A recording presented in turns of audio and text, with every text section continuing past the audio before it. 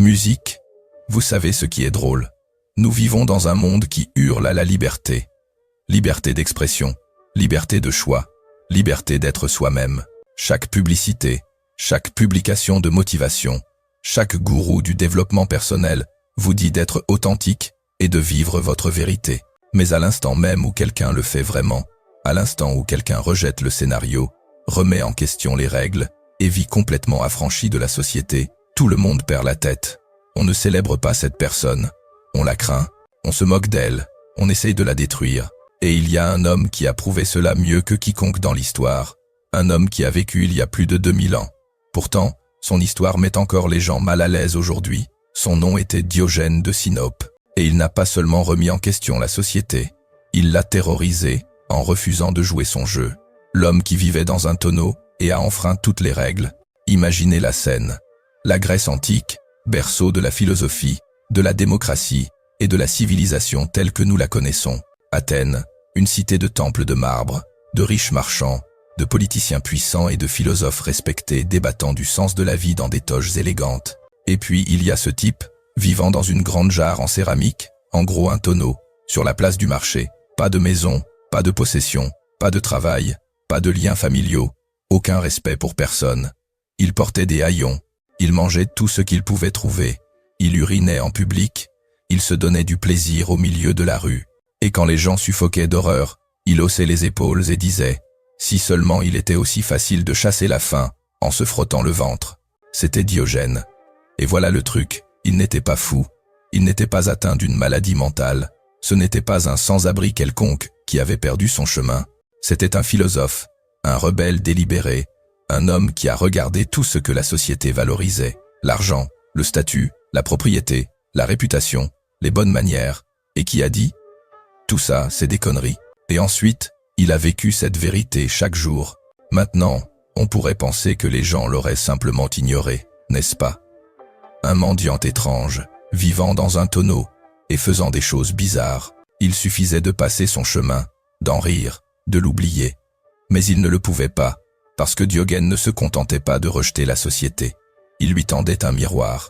Il exposait l'hypocrisie dans tout ce que les gens faisaient. Voyez-vous, tout le monde à Athènes était obsédé par les apparences. Les riches faisaient des dons au temple non pas parce qu'ils se souciaient des dieux, mais parce qu'ils voulaient que les gens pensent qu'ils étaient vertueux. Les politiciens prononçaient de grands discours sur la justice et l'honneur, tout en acceptant des pots de vin en coulisses. Les philosophes débattaient d'éthique puis rentraient chez eux, vers leurs esclaves et leurs manoirs. Et Diogène, lui, dénonçait tout ça. Il se promenait sur la place du marché, avec une lanterne en plein jour, l'éclairant au visage des gens. Quand on lui demandait ce qu'il faisait, il répondait « Je cherche un homme honnête ». Il n'en avait pas encore trouvé. Quand un homme riche lui montra sa maison luxueuse, Diogène cracha par terre. L'homme se mit en colère et lui demanda pourquoi il avait fait ça. Diogène répondit « J'ai cherché l'endroit le plus sale de ta maison et ton visage était trop propre ». Quand quelqu'un se vantait de son succès et de son statut, Diogène lui rappelait qu'il était toujours comme tout le monde. Il ne respectait pas le pouvoir, il ne respectait pas la richesse, il ne respectait pas la tradition. Et cela terrifiait les gens. C'est ici que ça devient vraiment savoureux. Alexandre le Grand, vous savez, l'un des hommes les plus puissants de l'histoire de l'humanité, avait entendu parler de cet étrange philosophe, vivant dans un tonneau. Tout le monde parlait de Diogène. Certains le pensaient sage, d'autres le croyaient fou, mais tout le monde s'accordait à dire qu'il était différent. Alors Alexandre, étant Alexandre, décida de lui rendre visite.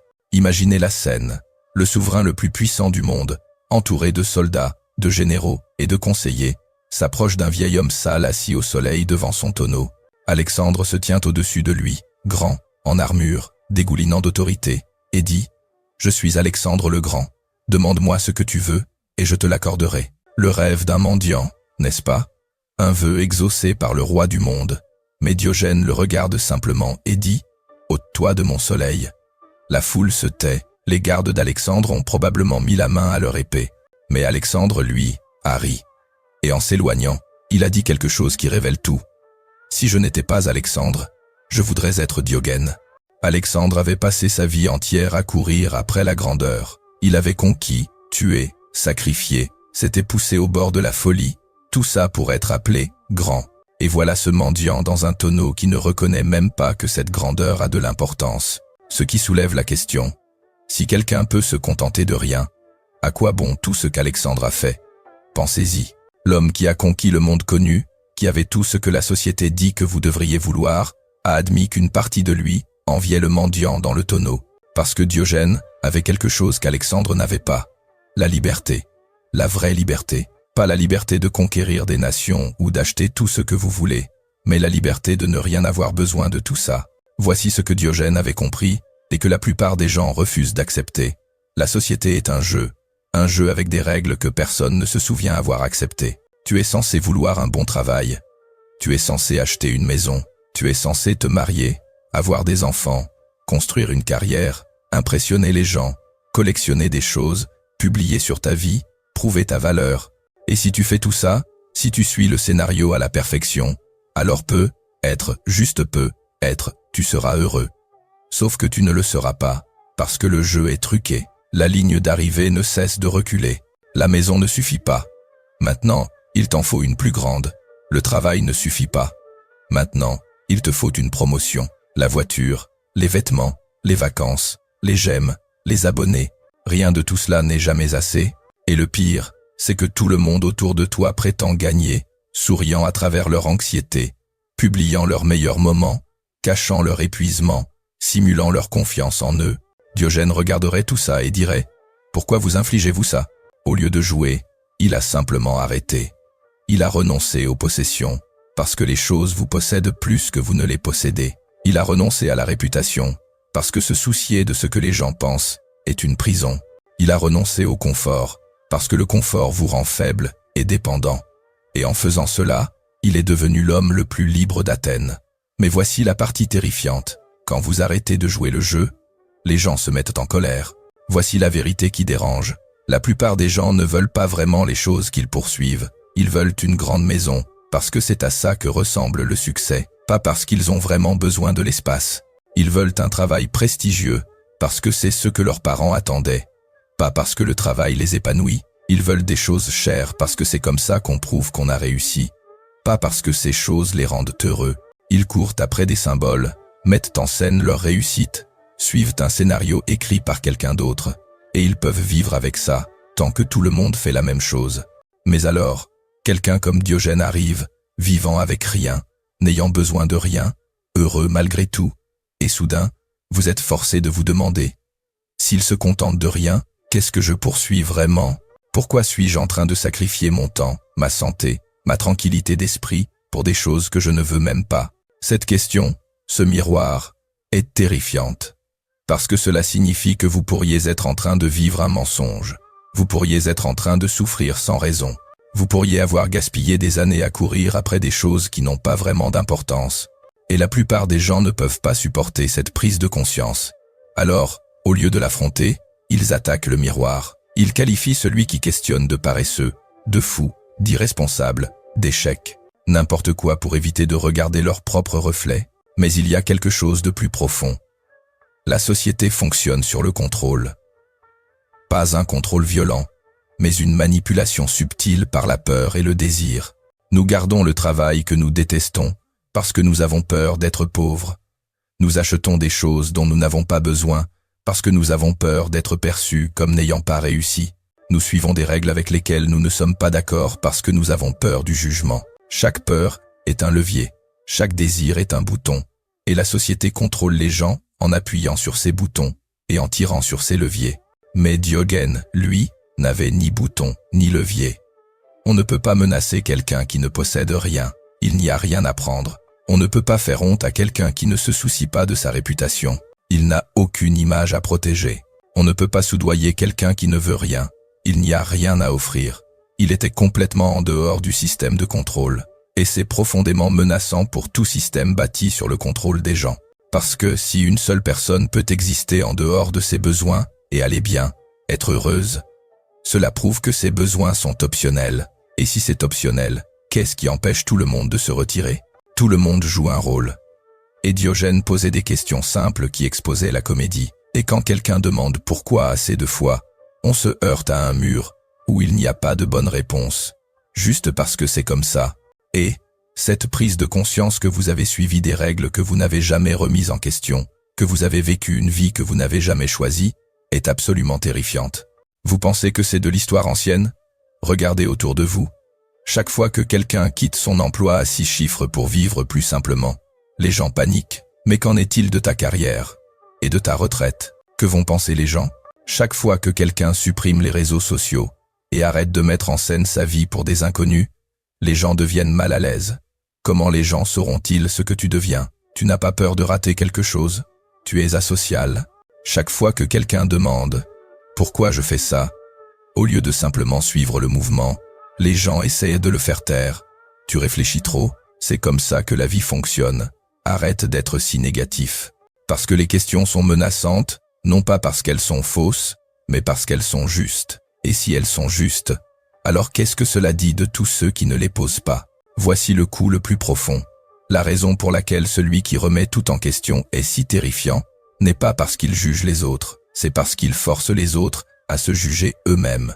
Quand nous voyons quelqu'un qui est heureux sans les choses pour lesquelles nous avons tout sacrifié pour être heureux, et que nous ne le sommes toujours pas, quelqu'un qui est libre alors que nous sommes piégés à courir après la validation des autres, qui ne se soucie même pas de nous, nous devons faire face à une question brutale. Et si j'avais tout fait de travers depuis le début? Et si la maison, le travail, le statut, l'image? Et si rien de tout ça n'avait vraiment d'importance? Et si j'avais souffert pour rien? Ce n'est pas seulement inconfortable, c'est une horreur existentielle. La possibilité que toute notre vie, tous nos choix, tous nos sacrifices, tout notre stress et notre anxiété aient pu être construits sur un mensonge. Et au lieu d'affronter cette possibilité, les gens projettent leur peur sur celui qui questionne. Il est juste paresseux. Il le regrettera quand il sera plus vieux. Il ne comprend pas comment fonctionne le vrai monde. Mais ce qu'ils disent vraiment c'est « S'il te plaît, aie tort. S'il te plaît, échoue.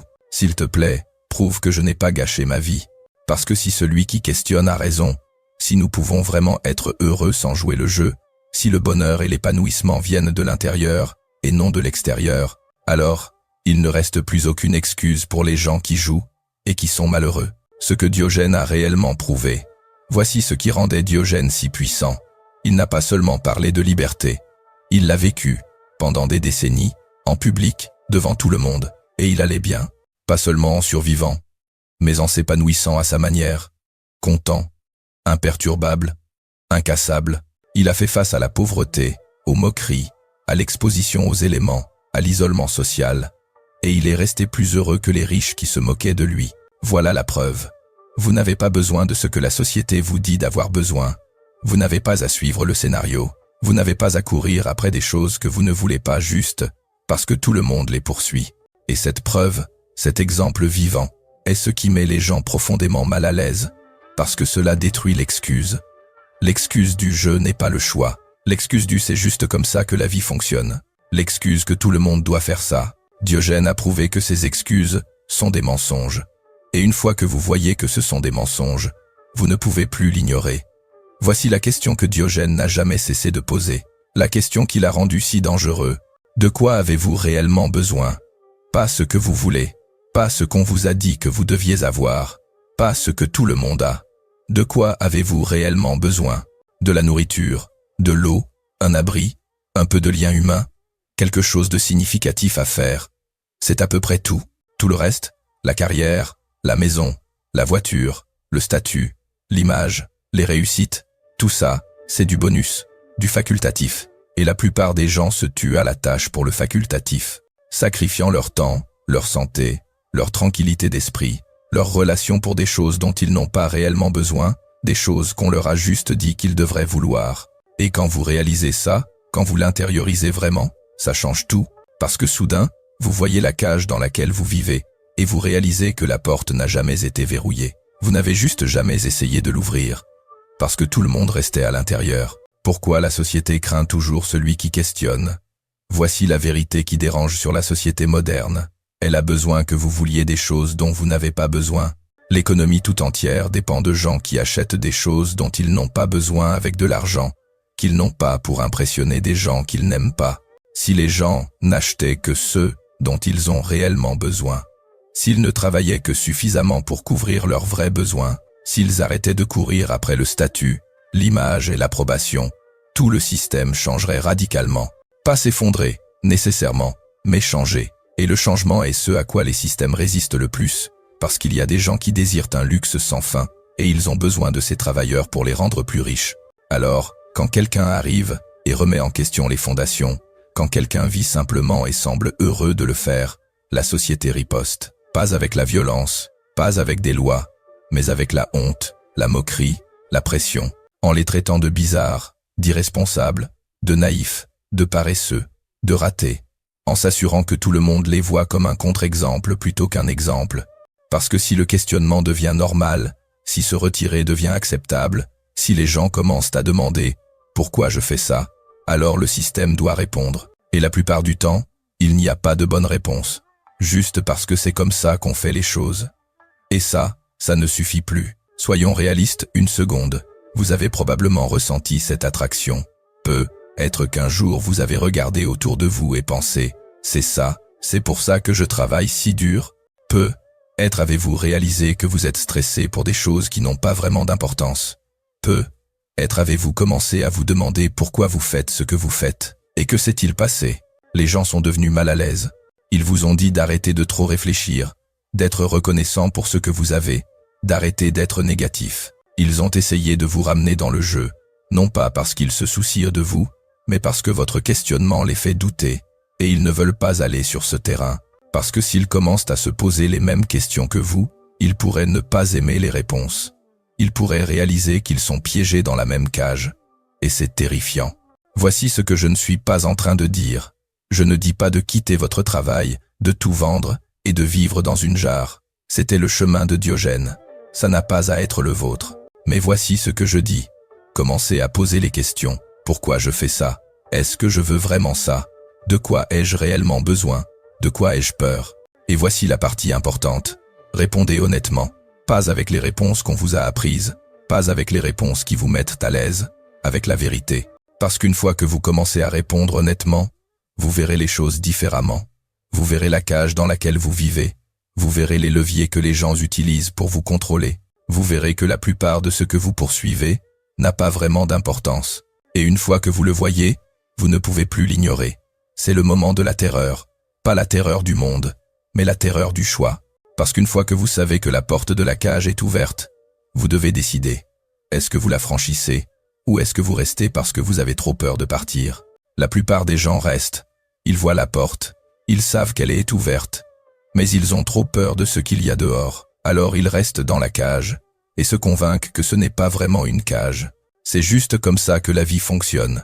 Mais certaines personnes la franchissent. Et ces personnes, celles qui remettent tout en question, rejettent le scénario et vivent selon leurs propres réponses, sont exactement ceux dont la société a toujours eu peur. Non pas parce qu'elles sont dangereuses, mais parce que leur liberté est contagieuse.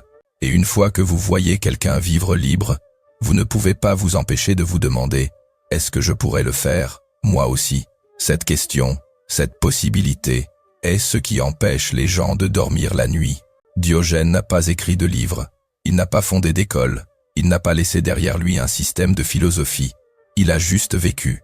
Et cette vie, ce refus absolu de suivre le scénario de quiconque, ce contentement sans possession, cette liberté face à la peur, met encore les gens mal à l'aise plus de 2000 ans plus tard. Parce qu'il a prouvé quelque chose que la société ne veut pas que vous sachiez. Vous n'avez pas besoin de permission pour vivre différemment. Vous n'avez pas besoin d'attendre le bon moment. Vous n'avez besoin de l'approbation de personne. Vous avez juste besoin de commencer à demander pourquoi et d'arrêter d'accepter les réponses toutes faites. C'est ce qui terrifie la société chez le solitaire qui remet tout en question.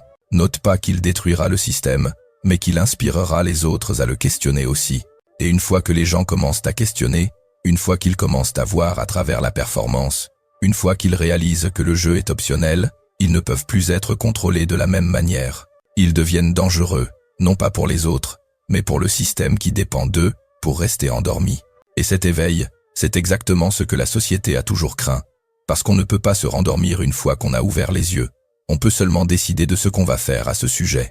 Comme l'a dit un jour Diogène, « Quand je serai mort, jetez-moi dehors et laissez les bêtes m'avoir. On se voit à la prochaine. Restez libres, portez-vous bien. »